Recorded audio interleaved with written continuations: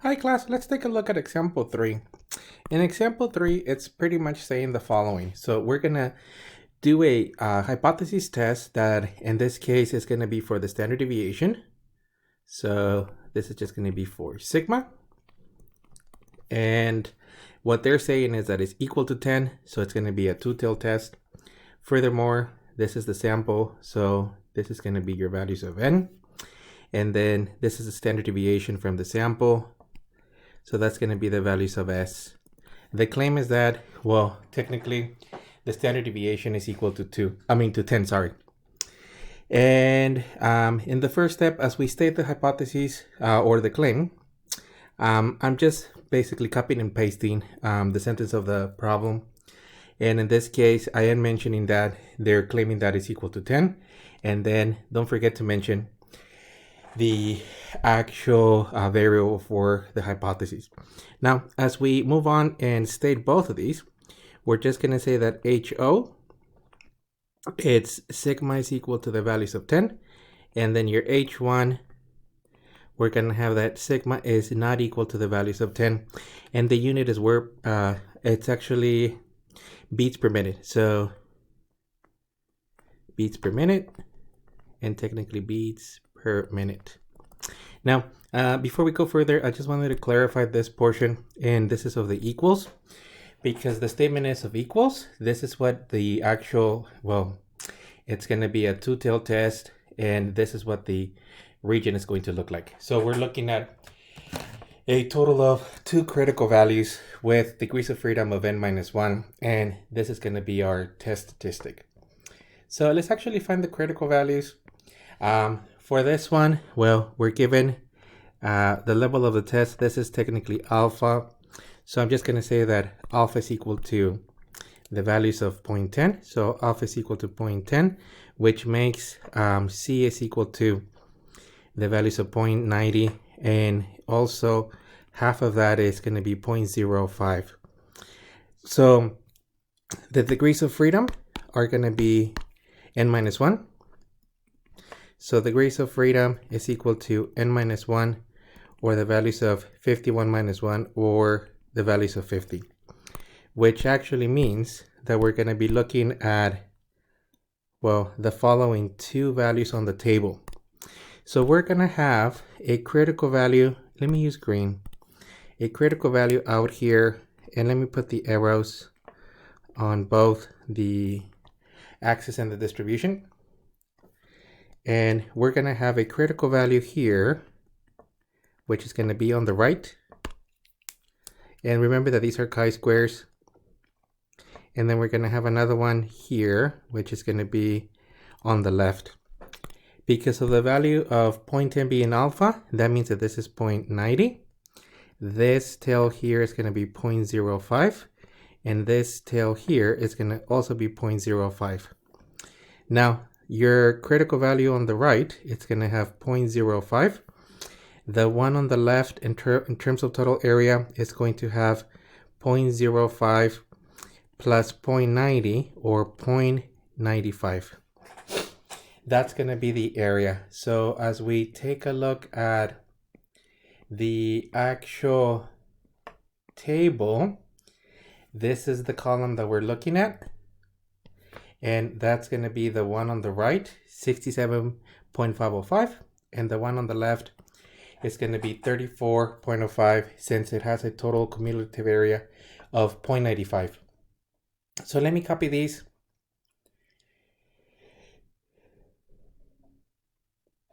And let me just rewrite them as the critical values.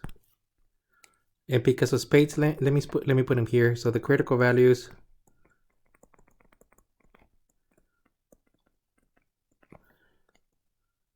are, and we're looking at the one on the right being equal to, and give me just a second.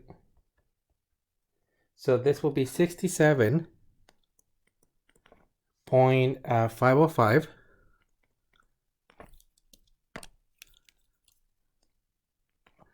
And the one on the left was 34.764. So 764.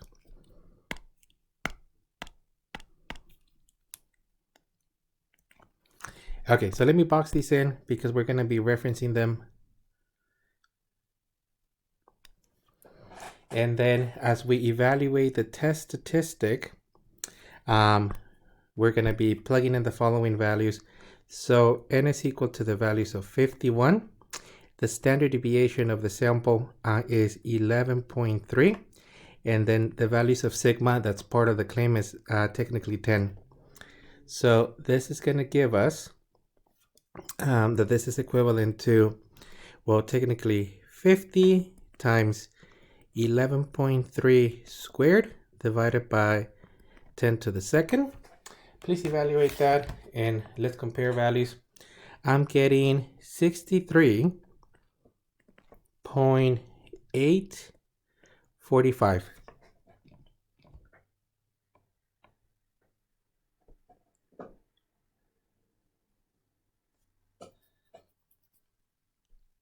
Okay, and let me just conclude it here that the test statistic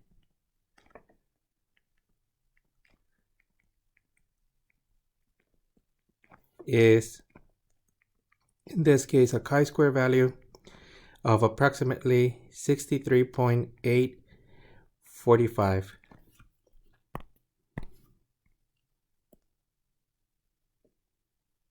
Okay, so as we jump into the last portion, which is your conclusion, remember that you're basically looking at the following, and this is for the type of test that we have. If the test statistic falls under the middle, you fail to reject HO. If it falls under the red, you reject HO, and do mention at the bare minimum that it's in between the critical values, which I think this one happens to be. So in this case, since, well, the 63.845 is in the middle, we would actually start our conclusion with fail to reject HO. So fail to reject HO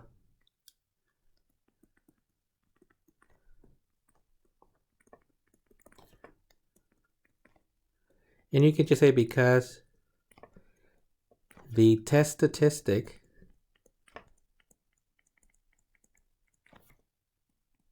of the chi-square value of 63.845 is in between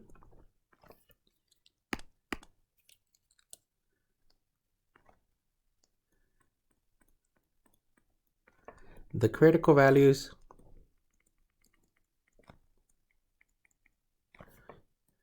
of, and the one on the left is equal to 34.764, and the critical value on the right of approximately, I'll just write them as equals since we got them from the table. This would be 67.505. And this is your main conclusion. They're not asking for the formal definition, so we're just stating the position of the test statistic with respect to both of the critical values. That's actually it for the claiming of the test. There's a part B, and on the part B, you're technically looking at the type of test that we're performing. In this case, a two-tailed test, but you're going to be looking at the area, and in this case of the sample, which is going to be the test statistic. So for the p-value, this is what we're technically looking at.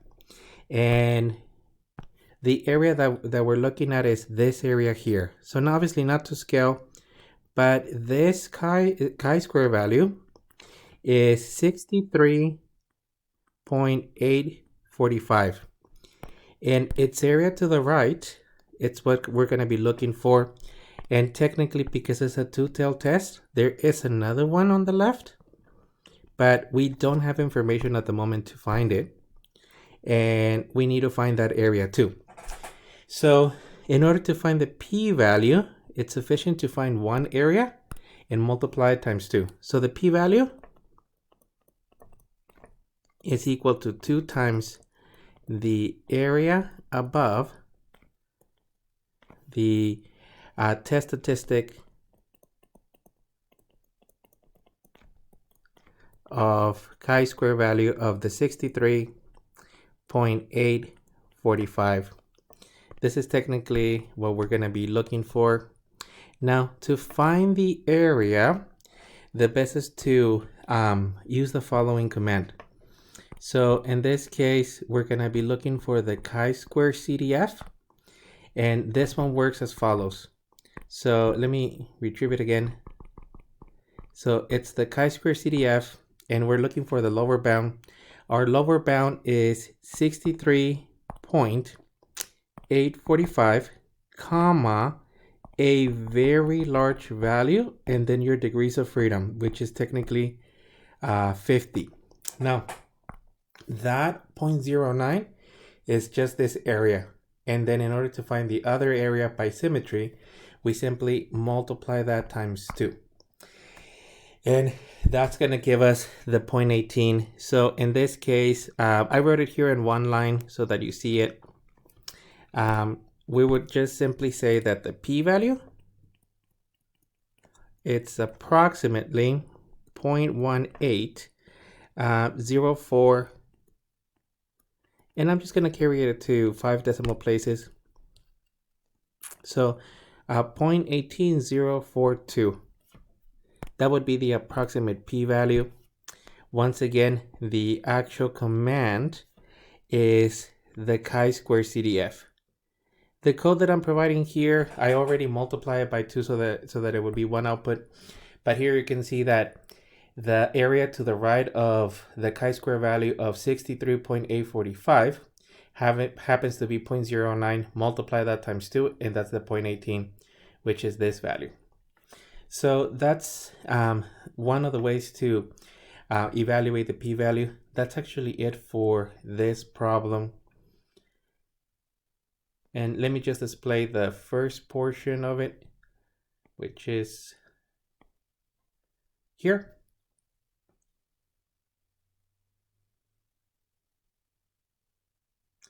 And then let me move on to the second portion. And then just in case if you need the calculator, there you have it. And here I just did it the long way by multiplying by 2, but you can see the code. I just did one multiplication and that gave us the 0.18. That's actually it for this one.